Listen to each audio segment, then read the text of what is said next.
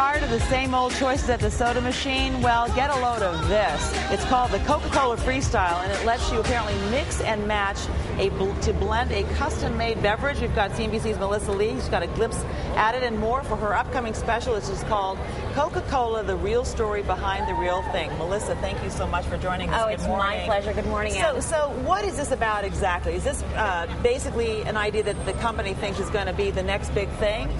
They're hoping that perhaps by trying to figure out what consumers want, what they're mixing, that it could lead to the next big thing. And what's so great about the soda machine is that it really harkens back to Coke's roots. Remember, Coke was invented back in 1886. It was originally a soda fountain drink. And there are generations of Americans out there who have memories of going to that soda fountain and having that soda jerk pour him or her a cherry Coke. And it sort of simulates this, but brings it up to the 21st century because it's got this really easy-to-use user interface. And it's also got some very cutting-edge technology like cartridges, printer-style cartridges in the bottom of this machine, which essentially disperses flavor in potent microdoses, and that's a technology borrowed from the field of medicine. Well, show me how this works, because you've got Minute Maid up here, which you can mix with Diet Coke, which you can mix with 8 High C. Hold on. What are the rules of the game here?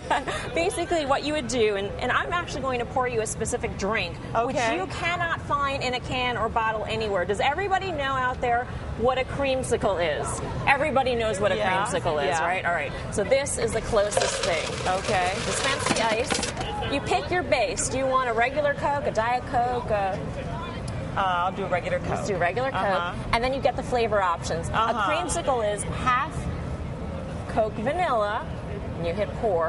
This is complicated. No. Then half Coke orange.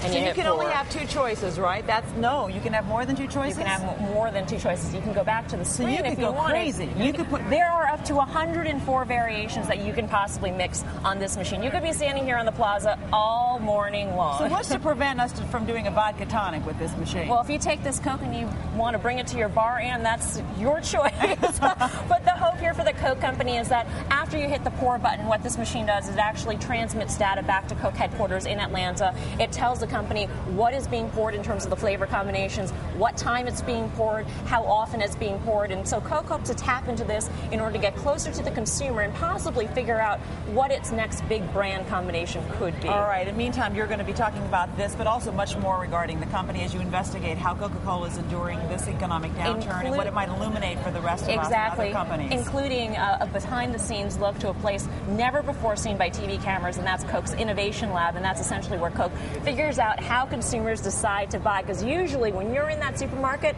it's 5 seconds that the time you decide to purchase. 5 seconds. Okay, and what time does this air? 9 o'clock p.m. Eastern Time tomorrow on CNBC. All right, Melissa Lee, thank you so much. It's my great pleasure. To see you.